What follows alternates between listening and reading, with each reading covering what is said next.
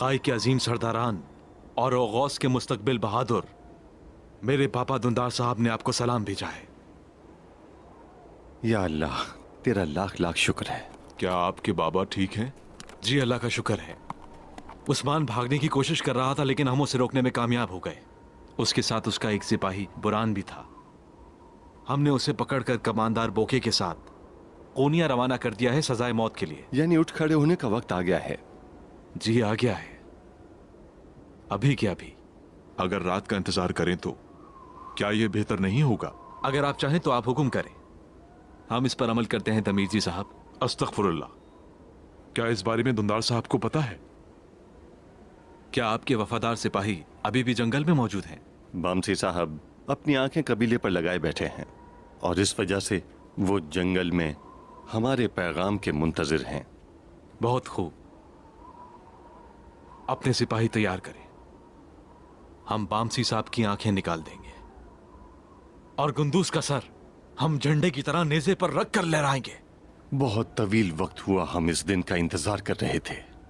अल्लाह दुंदार साहब को लंबी उम्र से नवाजे, आमीन। उस्मान साहब की गैर मौजूदगी का एहसास करते हुए गुंदूस कबीले से निकलेगा। शिकार के खेल में आप हमेशा शिकारी ही नहीं, कभी शिकार भी बन जाते हैं।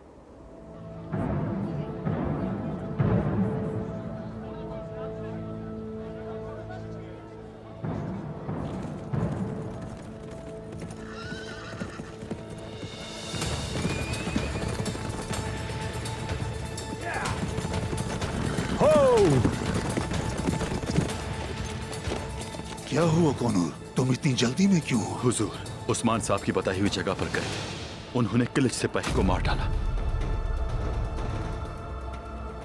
क्लिच? क्लिच? ये तुम क्या कह रहे हो बेटा?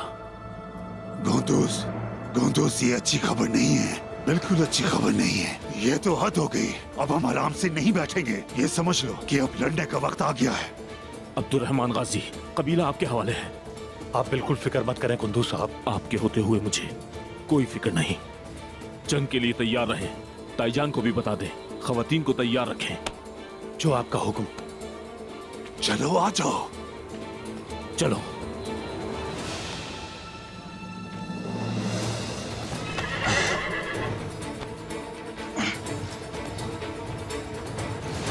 देखते हैं